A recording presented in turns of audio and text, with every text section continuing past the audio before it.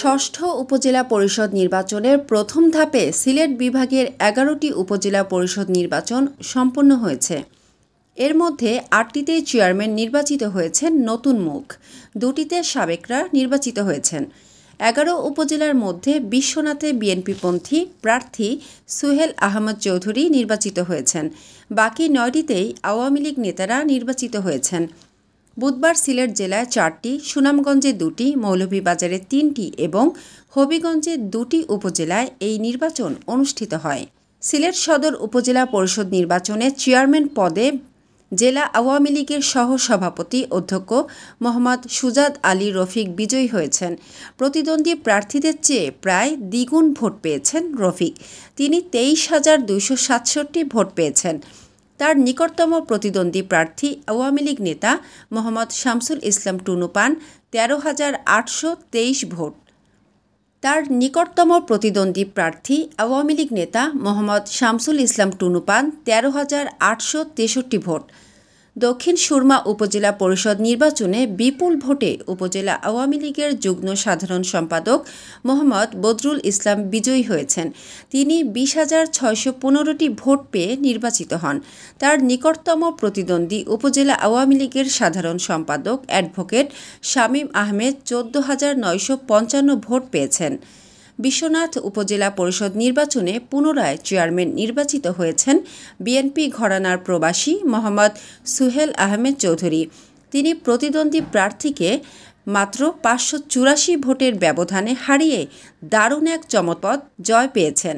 তিনি পেয়েছেন ১৩,৪৩৪টি vote oh তার নিকটতম প্রতিদ্বন্দ্বী আওয়ামী লীগ ঘরানার গিয়াসউদ্দিন আহমেদ পেয়েছেন ১২,৮৫০টি ভোট। গোলাপগঞ্জ উপজেলা পরিষদ নির্বাচনে চেয়ারম্যান পদে মঞ্জুর কাদির শাফি চৌধুরী এলিম পুনরায় বিজয়ী হয়েছেন। তিনি নিকটতম প্রতিদ্বন্দ্বী থেকে ৮,৭৭২ ভোট বেশি পেয়ে বিজয়ী হন। তিনি পেয়েছেন ৩৭,৭৮৯ ভোট। তার নিকটতম প্রতিদ্বন্দ্বী আবু সুফিয়ান উজ্জ্বল পেয়েছেন ২৯,০১৭ ভোট। দিরাই উপজেলা পরিষদে প্রথমবারের মতো চেয়ারম্যান নির্বাচিত হয়েছেন প্রদীপ রায়। তিনি ৩০,৪৫২ ভোট পেয়ে বিজয়ী হন। তার নিকটতম প্রতিদ্বন্দ্বী উপজেলা যুবলীগের সভাপতি রঞ্জন রায় পেয়েছেন ১৯,৯৩৬ ভোট। শাল্লা উপজেলা পরিষদ নির্বাচনে চেয়ারম্যান পদে প্রবীণ রাজনীতিবিদ অবনী মোহন প্রতিদ্বন্দ্বী প্রার্থীর চেয়ে প্রায় ৯,০০০ ভোট বেশি পেয়ে বিজয়ী হয়েছেন। তিনি পেয়েছেন ২৪,৪৩২ ভোট। তার নিকটতম প্রতিদ্বন্দ্বী উপজেলা বিএনপি বহিষ্কৃত নেতা গণেন্দ্র চন্দ্র সরকার পেয়েছেন ১৫,৪৭৭ ভোট। মৌলভীবাজারের জুড়ি উপজেলা পরিষদ নির্বাচনে চেয়ারম্যান পদে কিশোর রায় চৌধুরী মণি ১৯,০০০ ভোট পেয়ে বিজয়ী হয়েছেন। তার নিকটতম প্রতিদ্বন্দ্বী M A Moeed Faruk ১৫,১৮৮টি vote পান। বড়লেখা উপজেলা পরিষদ নির্বাচনে আওয়ামী লীগ নেতা আজির উদ্দিন বিজয়ী হয়েছেন। তিনি পেয়েছেন ৩২,৯১৬ ভোট।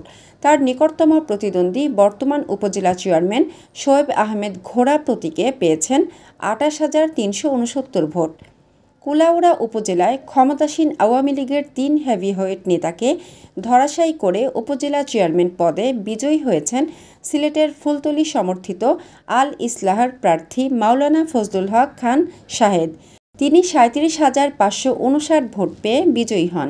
তার নিকটতম প্রতিদ্বন্দ্বী কুলাউড়া উপজেলা আওয়ামী লীগের সাধারণ সম্পাদক কামরুল ইসলাম পেয়েছেন ৩৩,৮৪২ ভোট।